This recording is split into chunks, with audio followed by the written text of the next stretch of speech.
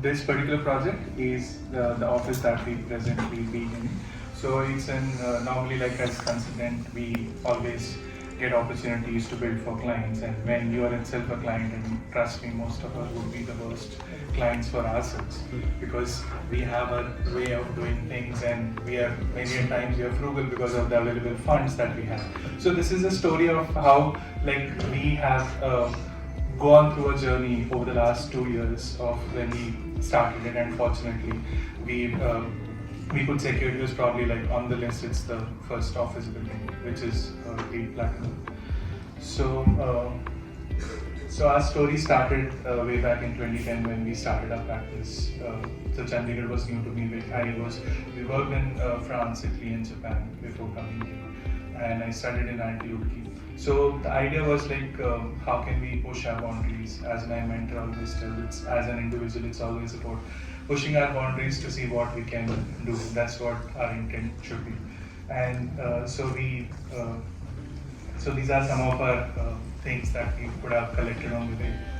And so when these are some of the associations whom we work for. So we always start with something like when we can say that space can be slightly more than what it is already is.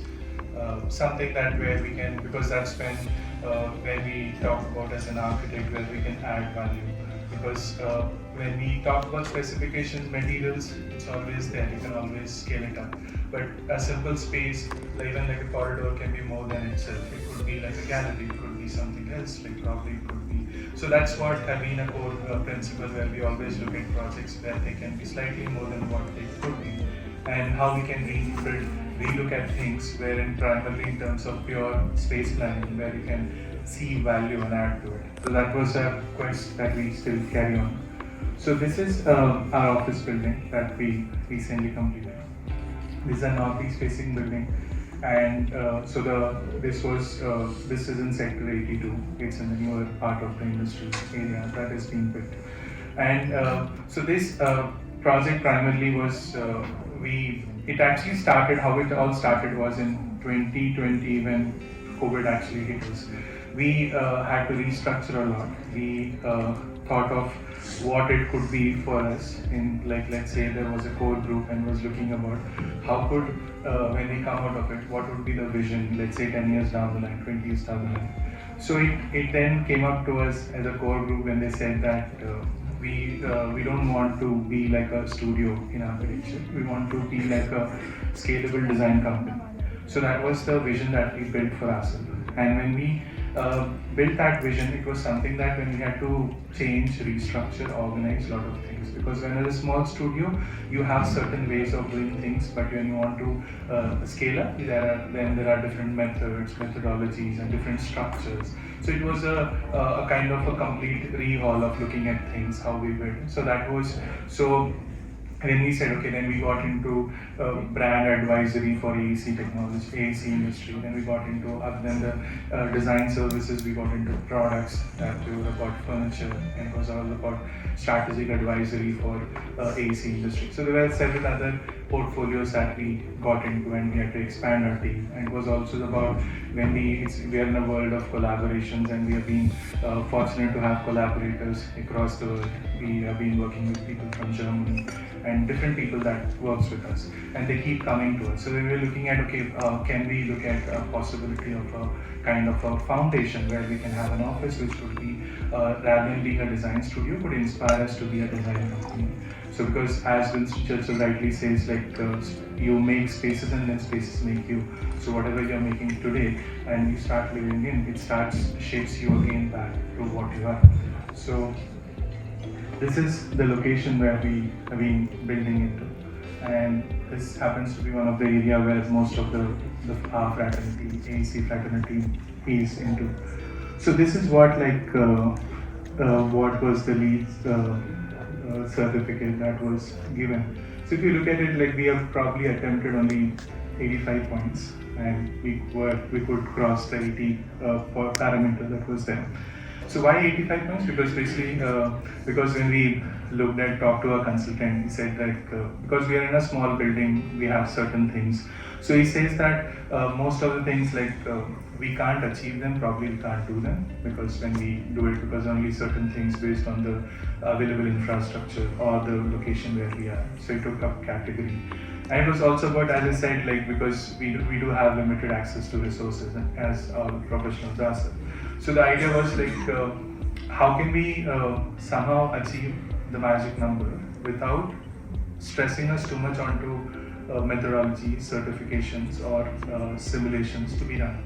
So that was one initial parameter, and also we also talked about we can optimize air conditioning, we can optimize glasses, but other than if we can have a more liberal idea about how we can do things, because we can do things more from the as per the guidelines, but how can we keep ourselves to a certain level and not push really ourselves to achieve this particular thing, because at certain point of time every number that we or point that we secure would actually come at a higher cost, and how we could optimize, minimize. So that was the whole method that we could look at it. So these were the thing around how optimization was done and how much we were. These are the actual numbers that we got into. So how much was coming from the renewable and how it was being. So we, being a smaller building, we also found a way to do a IBMS system, which was rather than a standard solution. It was more of I think a combination of radio frequency, and it doesn't involve too much of wiring. So where we could log in data and get certain amount of insights that was being done. And most of the panels we used double-decker staging to actually generate the parameters and all. So when we talk about thermal comfort, the bigger trick was because Daikin was one of the solutions that we actually got with and we worked out. So then when we are working with Harsh, it was more about how can we choose machines with higher COPs, make smaller circuits, and work around it where we can put back so much of footprint for the machines. And so here we deployed where we can a solution where we can put in fresh air, which is pre-cooled in nature, so it could ideally cool certain floors. But in some floors, because of the limited access, we had to go for HRV solutions for providing for the fresh air requirements. So that was, and glasses we were able to achieve 1.6 U value glasses. It was, so we used KT series PGU glass by St. Gobain, where we could also control our wall to window ratio for. So these are how we could stack it. We are very short on space, how we could stack everything together and choose machines with higher COPs, closer the maximum. And also at the same time, in terms of water efficiencies, how we could reduce it. So it was more about how we can use sensor-based fixtures, low special attention to in terms of how we could reduce the particular WCs, which can have a lower impact on the amount of water that is being made. So we optimized in several ways where we could have these were the things that we combined it in terms of paints, pumps, and everything that we could do. This was was something I think Ravijit is also here. He was the person who actually built this project and been with us throughout the project. And it was something where we were doing his house where we developed this particular technique where we could fill in and use it AC blocks on the inside and on the outside. So the same technique he did it and we built it here, and it was we could achieve the numbers. So why this screen was basically when where the building is there in front of it, we have a row of pre-made buildings by the developer, and all of them were painted in bright white. So the bigger challenge when we always looked at it was we had a lot of glare, unwanted glare, which was pretty disturbing in terms of it, because it was southwest blocks were too much of light onto it and it reflects back a lot of glare. So we were looking at even when we have good glasses, there was it was too bothering. So we thought of how can we subtly make something to cut off the glare. So the method that we chose was, can we have a gentle screen that can free flow into it, And to develop the screen, the idea actually came from, I don't think it shows up, I think it shows up in that image, where it has this nice tree that we have preserved it in the process. And we always imagine like, okay, as a tree would grow and grow. So what if we could create as a reflection of this tree onto the backdrop of the facade? And as we envisioned this, so we thought of like a kind of a parametric flow of leaf-like structures, not exactly leaf, but it was more like an elliptical evolution of leaf, and how it could freely flow into it. And it could create a sense of dynamism, sense of keeping it moving. At the same time, functionally, it was cutting off a lot of glare that unwanted glare that we wanted. So this is what that we got it recently. It was 2 months before that we got it. Unfortunately, like the consultant, Vishal, who was working on it, wanted to be here, but he lost somebody very near in his family, so it was unfortunate he could not be here. But he wanted to be here. And these were like certain things that we were doing in the process, and there were certain internal spaces. So it was a challenge, like because a lot of our staircases were curved and they were special in nature, so most of the time it was very difficult to get up to the top floors before the staircases were made, because it was quite tricky. And so they were how we could create parametric reactors and to create that sense of subtle flow and combinations. And because it was also about like how can we choose a shade which doesn't need natural cleaning and maintenance, because it was also tricky to get it clean. So we thought of a thing, it was in a rusted copper way, which would actually almost match with the color of the dust, and most of the time when it is dusty also you don't. So that was also one way of how we could minimize the cleaning. So this is the clear floor plan. This is on the ground floor, where it's like in an open plan, where we just have like a huge space and a staircase that leads into it. And then so this is how you approach the building. So these are some internal visuals where we carried the same idea of a parametric this thing like onto the internal part of it. So because as a creative office, it's always about you should, like I am inspired by how like Mark Zuckerberg puts it when he was doing Facebook Campus, is about it should always feel there's so much left to do.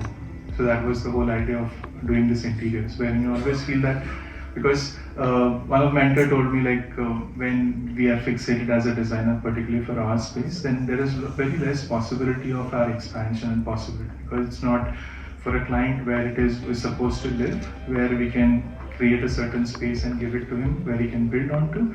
But as a designer, when we have a very static space, we have too much that is already being built. We'll also limit our creative potential. So that was this thing like where we always wanted it to be like an evolution, wanted it to be raw, and as raw as possible, like certain elements where we can evolve with the space, because we are using it as a vehicle to take us to our vision. So the vehicle has to be like accommodative for the things that we have to do. So let's say like more things, like because this was very, the interesting part is about the back wall, where we got it from a mine from Rajasthan, where it was like cut off a block, and with the help of a client who actually owns the mines, we got those things. And pretty interesting the whole process, because it's not that it's a very 50-60 mm thick stone, so it's not that we could do too much with it. We had to actually adopt things as per the available sizes. Probably the reception table size was dictated by the slabs we chose rather than we being it. So that was the whole idea of how rawness can also create aesthetic. And these are internal spaces, how it flows, this bright blue color staircase that flows around it. It's something like that goes up like an element, or like an architectural element that goes all around the space, something that keeps your attention. It's something like how we say it, it's like a frozen music architecture, where you actually move in to create that harmony, and how you gently move up to the space. So that was, these are how we actually like something like a terracotta flooring onto the internal studios. and how the copper color actually blends into it. This is a studio when we first move in where people are getting in their stuff. So it's like it's raw.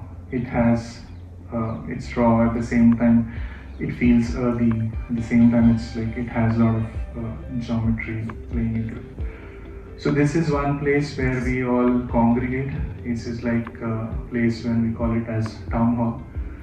So town halls have been in the modern corporate industry. Town halls have been the spaces where the ideation happens, and that was why this entire flow plate actually has this space. And we have addressed students across different institutes who come over for tours, and they actually use this space. It is used for informal gatherings, used for our town halls. So it is. We also have a library tucked into the space where you're seeing it. So we also have it, use it as a library. So it's a kind of a space where it invites you naturally, and that was the main element of it. And this is our main working floor where we have breakout areas, playing areas, sitting areas, different departments laid into it. So this is one of the corridors which I really like. Yes, we have to put in the plans yet. Those things haven't come yet, but it actually gives you that kind of reflection and the kind of space that does it. As you see, most of the places still look, there's still that things needs to be done. That was the whole intent of it, where we always want to create a sense of that because as human beings, we buy into an idea of possibility more than what it is already being done. So something that we are always excited about a new project, we're excited about a new technology, we're excited about that excitement is what that keeps mankind pushing ourselves, and that's what even when he was talking about the new advent of AI. So it's always about possibility. Maybe people in 1950s would have imagined 2000 in a different way, but our possibility pushes and gives that kind of dopamine to push ourselves to create something. So that was the whole underlying brief for it when we wanted to put it like, we don't want too many things, we want it to evolve, people should make their spaces. So that was the whole way, and even like a small intervention onto the OAT where it forms like a informal net, and we have tested it for 20-25 people, and it gives you that sense of ease. Like most of the time, even specifically when we have collaborators who are artists in nature, most of the time we use these spaces where they like it more than a conference room. Yes, not everybody is up for it, but yes, there are quite few people who really like into it. So this is how, and it's also like when you look at an office, we primarily deal with one of the two major stakeholders. One is our team who is building for it, and one is our clients who walk in or the guests who come in. So the ground floor and the first floor primarily were meant to address the clients. That's when we have our material library, we have conference rooms, lot many. And this one was primarily meant for our team, which was more about interaction, collaboration.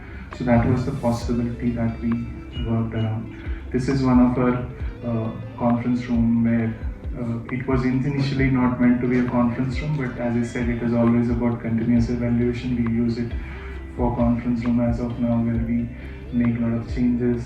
This is a client lounge where we have a piano because Prerna plays piano well, and she also sometimes plays for the clients.